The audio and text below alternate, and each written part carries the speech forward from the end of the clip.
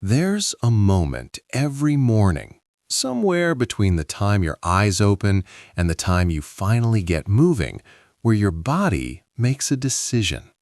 A quiet, automatic, biological decision that has nothing to do with your intentions for the day, nothing to do with how healthy your breakfast is going to be, nothing to do with whether you plan to work out later. In that window, your body looks at the signals coming in from its environment and asks one question: is it safe? And based on the answer it receives, it either begins moving toward fat release or it locks everything down and starts storing. The problem is that most people, without knowing it, are answering that question wrong every single morning. And no amount of clean eating or hard training later in the day can fully override what the biology decided in those first 90 minutes after waking. This is the conversation that almost never happens in health and fitness spaces, not because the science is complicated, but because it does not sell anything. There is no supplement here, no program, no 30-day challenge. What there is an understanding of how the body actually works at a hormonal level in the morning, and how a handful of small, deliberate choices can completely change the signal your body receives during the most metabolically sensitive window of the entire day. The fat we are talking about is visceral fat, not the soft layer you can pinch at the surface of the skin. Visceral fat is the deep abdominal fat, the kind wrapped around the liver, the intestines, the internal organs. It is metabolically active in a way that surface fat simply is not. It responds powerfully to one hormone above almost everything else, and that hormone is cortisol. Visceral fat cells carry an unusually high density of cortisol receptors, which means when cortisol is elevated, these cells are essentially on high alert, receiving a continuous hormonal message to store energy, protect reserves, stay locked. This is why visceral fat is so notoriously resistant to conventional fat loss approaches. You can be in a caloric deficit and still not touch it if cortisol is chronically elevated. You can train hard 6 days a week and watch it remain completely unmoved if the hormonal environment is working against release. The issue was never effort. The issue was the signal. And the signal that matters most is the one your body receives when it is at its most sensitive, in the moments immediately after sleep ends and the biological machinery of a new day begins to turn on. During sleep, the body undergoes a predictable series of changes. Water is lost through breathing, through the skin, through metabolic processes. Blood volume decreases. Blood viscosity increases. The heart works slightly harder to maintain circulation. The adrenal glands, which produce cortisol and adrenaline, become highly sensitized during the later stages of sleep in preparation for waking. And when you finally open your eyes, the nervous system enters what could be described as an environmental scanning mode. It is an ancient survival mechanism, one that is completely automatic and operates below conscious awareness. The brain is not asking whether you slept well or whether you feel motivated. It is asking a far more fundamental question. What kind of environment am I waking up into? Is there threat? Are resources available? Is it safe to function in a growth and repair state, or does the body need to shift into a survival and conservation state? The answer to that question is not formed by one big event. It is formed by a series of small signals arriving one after another in those first 30 to 90 minutes. And because the system is so sensitive and so responsive at this time, each signal carries disproportionate biological weight compared to actions taken later in the day. What you do in this window does not just affect the next hour. It sets hormonal patterns that persist for hours. It influences energy, hunger, insulin sensitivity, and fat storage enzyme activity well into the afternoon and evening. The morning window is not just the start of the day. It is the biological foundation that everything else is built on. Most people dismantle that foundation before they have even gotten out of bed. The phone is usually the first disruption. It has become so normalized that it barely registers as a choice anymore. You wake up, you reach over, you start scrolling. Within seconds, the brain is receiving blue light, dopamine spikes from notifications and novelty, and the low-grade cortisol of comparison, urgency, and information overload. The sympathetic nervous system fires up immediately. Fight or flight, activated before the body has received a single stabilizing signal. And here is the critical problem with this. The nervous system in the first minutes of waking is still in the process of transitioning. The parasympathetic system, responsible for rest, digestion, and repair, is still dominant.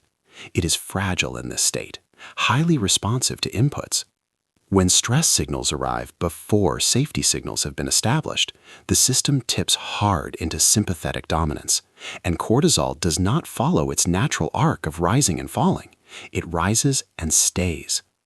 Not at a dramatic crisis level, but at a low, persistent, elevated level that is more than sufficient to keep visceral fat locked and to disrupt metabolic function throughout the day. The coffee that follows makes this worse in a way that most people find genuinely surprising. Caffeine is widely understood as an energy source, but biologically it does not create energy at all. What it does is block adenosine receptors. Adenosine is the molecule that accumulates in the brain during wakefulness and generates the feeling of tiredness. During sleep, the brain clears adenosine gradually, but this process is not complete when you first wake up. For roughly 60 to 90 minutes after waking, significant adenosine is still present. When caffeine is consumed during this window, it blocks the receptors that would detect this adenosine, creating a sensation of alertness that has not actually been earned biologically. The brain is performing a version of wakefulness, but the underlying transition is incomplete. The adenosine does not disappear. It accumulates behind the receptor blockade, invisible for now, but building pressure. Later in the afternoon, when the caffeine clears, that accumulated adenosine floods in all at once. The result is a sharp, sudden energy crash. The body responds to the crash with a cortisol surge, attempting to compensate for the perceived energy deficit. This is the 2 to 3 o'clock wall that millions of people experience as profound fatigue, mental fog, and an almost irresistible craving for sugar or more caffeine. The craving is neurological. Cortisol has spiked. The nervous system is seeking fast-acting dopamine. Blood sugar rises in response. Insulin surges to manage it, and that energy gets stored. Because visceral fat cells are the most cortisol-sensitive tissue in the body, they receive the bulk of it. The entire afternoon cascade, the crash, the cravings, the fat storage, was set in motion by the coffee that was consumed at 7 in the morning before the biology was ready for it. And then there is the workout, the one that feels like it should be doing the most good and is often doing the least. High-intensity exercise is not inherently harmful, but for a body that is already cortisol elevated, already in a mild physiological stress state from dehydration and incomplete hormonal cycling, intense morning training can send exactly the wrong message. Rapid heart rate, heavy breathing, lactate accumulation, temporary oxygen debt. These are physical signatures that the primitive brain interprets as survival stress, not the healthy challenge of a workout, but genuine biological alarm. The nervous system does not have a category for "this is hard because I am disciplined." It has survival signals and safety signals. An intense early morning effort before the system has stabilized reads as survival. Cortisol rises further. Visceral fat cells already primed by elevated cortisol receive the message to stay locked. The harder you push, the more firmly the fat holds its position. This is the paradox that leaves so many people exhausted and confused. Training hard, eating carefully, and making almost no visible progress on the belly fat that matters most. What the body actually needs in the morning is not effort, it needs evidence. Evidence that the environment is stable, that resources are available, and that there is no threat requiring emergency responses. And there are 5 specific signals that deliver that evidence in a way the biology understands clearly. The first and most foundational is water and minerals. Immediately after waking, before anything else, the body needs to be rehydrated and remineralized. The mild dehydration of sleep has decreased blood volume and increased the workload of the cardiovascular system. The adrenal glands, sensitive to this physiological stress, have registered low fluid and electrolyte levels as a signal of scarcity. In conditions of scarcity, the biologically correct response is elevated cortisol to mobilize energy reserves and prepare for resource competition. This is not dysfunction. This is exactly what the system was designed to do. But it means that waking up and doing nothing about hydration is waking up and actively choosing to maintain a cortisol-elevated state, one that will then be compounded by every subsequent signal the body receives. A large glass of water begins to reverse this. Blood volume increases. Cardiovascular strain eases. But water without minerals is often insufficient to fully resolve the signal, because the adrenal glands are responding not just to fluid levels, but to electrolyte status. Adding a small amount of natural sea salt or Himalayan salt, just a pinch, delivers sodium to the system. Sodium activates the renin-angiotensin-aldosterone axis in the direction of downregulation. Adrenaline begins to drop. The adrenal glands receive the clearest possible message that resources are present and that stress mobilization is no longer required. Fresh lemon adds potassium, which works alongside sodium to signal electrolyte stability across the entire autonomic nervous system. Together, they tell the body a simple, powerful truth. We are resourced. We are safe. And when the body believes that, cortisol begins its natural decline, and the fat storage enzymes that depend on cortisol elevation have no instruction to activate. This is the foundation on which everything else rests. If this signal is not delivered first, the signals that follow are working against a current that runs against them. The second signal is natural light, received through the eyes within the first 10 to 15 minutes after waking. The human circadian system, the biological clock that governs the rhythm of every hormone in the body, is calibrated daily by light, specifically by the intensity and spectrum of natural morning sunlight. When you step outside or stand near an open window and allow natural light to reach your eyes without filtering it through sunglasses or glass, the photosensitive retinal cells transmit a precise signal to the hypothalamus, the brain's central hormonal command center. The message is clear and unambiguous. It is morning. In response, cortisol rises sharply for a brief period to support alertness and energy mobilization. And then, because the signal was clean and complete, it falls. It finishes its arc. The cortisol awakening response completes the way it was designed to. The problem with indoor lighting, screens, and artificial light sources is not that they produce no cortisol stimulation. They do. But the stimulation they produce is incomplete. The intensity is too low to generate a clean cortisol peak, but sufficient to create prolonged low-level stimulation that prevents a full fall. Cortisol hovers. It neither peaks properly nor resolves properly. For visceral fat, which is responsive to even moderate cortisol elevation, this means the fat storage signal never fully turns off. There is a second dimension to morning sunlight that is equally important over time. The serotonin that is produced in response to early morning light exposure is the direct precursor to melatonin, the hormone that drives deep sleep. The quality of your light exposure at 7 in the morning influences the quality of your sleep at 11 at night. And deep, restorative sleep is one of the most powerful regulators of cortisol. When sleep is insufficient or fragmented, cortisol dysregulates the following morning. The cycle compounds in one direction or the other. When morning light is received correctly, sleep quality improves, cortisol regulation improves the next morning, and the capacity for fat release improves with it. The third signal is movement, but specifically the kind of movement that the nervous system reads as safety rather than threat. Slow, easy walking in a natural environment, Not a workout, not cardio, just walking forward at a comfortable pace, allowing the visual environment to move naturally through the field of view.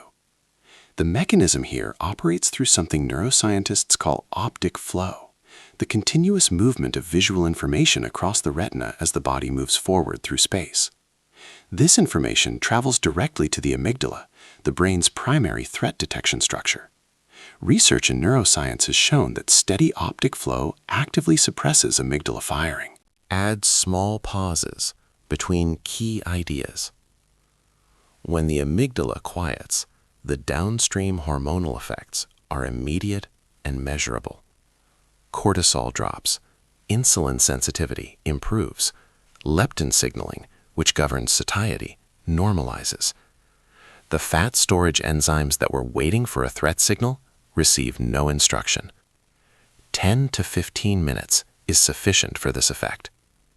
The outdoor environment reinforces the morning light signal simultaneously, creating what amounts to a double safety confirmation from two independent sensory channels.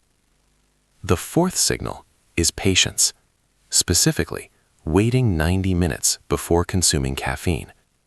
This single adjustment, which costs nothing and requires only a shift in timing, removes the entire adenosine accumulation problem described earlier. When the cortisol awakening response is allowed to complete its natural cycle without interference from caffeine, morning energy establishes itself genuinely. Adenosine clears at its natural pace. When coffee is finally consumed 90 minutes in, the caffeine is not working against a biological process that is still underway. It is enhancing a state of alertness that has already been authentically established. The result is morning energy that is clean, stable, and self-sustaining. The cortisol surge that was compensating for the crash never happens. The sugar cravings that followed the cortisol surge never materialize. The insulin spike that followed the cravings never occurs. The fat storage that followed the insulin spike is never triggered. One timing adjustment removes an entire chain of metabolic disruption. The fifth signal is protected attention, specifically not using your phone for the first 30 minutes after waking. This is the signal that feels most countercultural in the current moment, and it is the one that most reliably collapses when consistency is tested. But the biology behind it is not ambiguous. The brain in the moments immediately after waking is in a state of maximum neurological plasticity. The parasympathetic system is still dominant. The pathways are open and responsive. What enters awareness during this window does not just influence the next few minutes. It shapes the neurological baseline for hours. When the first inputs are the dopamine and reactive cortisol of social media and notifications, the brain is pulled into a mode of external responsiveness before internal stability has been established. The sympathetic nervous system activates prematurely. The safety signals that were beginning to take hold through hydration and light and movement are overridden by a stress activation that outweighs them. The entire foundation begins to crack. When phone use is delayed by 30 minutes, those earlier safety signals integrate fully. The nervous system has time to establish its parasympathetic baseline. Heart rate stabilizes, breathing deepens, the gut-brain axis begins functioning coherently, digestion improves, and the body, finding itself in an environment where every signal it has received says stability, safety, and resources, finally does the thing that effort alone could never compel it to do. It releases the stored energy. Not because it was forced, not because enough calories were burned to create a deficit large enough to overcome the resistance, but because the biological reason for the resistance was removed. When these 5 signals are delivered in sequence consistently, the metabolic outcomes unfold in a way that feels almost paradoxical to anyone who has spent years fighting their body. Hunger becomes honest. The body signals satiety when it is genuinely satisfied, not when cortisol has artificially amplified hunger to drive caloric intake upward. Energy becomes stable across the day, not because of more caffeine or more stimulation, but because the cortisol rhythm is completing its natural arc and insulin is not being repeatedly spiked by stress-driven sugar consumption. Total daily caloric intake often decreases meaningfully and naturally, without restriction, without tracking, without willpower. The neurological and hormonal drivers of overconsumption simply stop being generated. And visceral fat, released from the cortisol signal that was instructing it to stay protected, becomes accessible fuel that the body is willing and physiologically able to use. There is no battle in this process. There is no punishment. The body was never the enemy. It was doing exactly what it was designed to do in response to the inputs it was receiving. Stress inputs produce stress responses. Safety inputs produce release. This is not a metaphor. This is the literal hormonal and enzymatic sequence of events that determines whether stored fat is burned or protected on any given day. Your body is not broken. It is not stubborn. It is not betraying you. It is listening with extraordinary precision to everything you are telling it in the first 90 minutes of every morning. The only question is whether you are ready to start telling it the truth.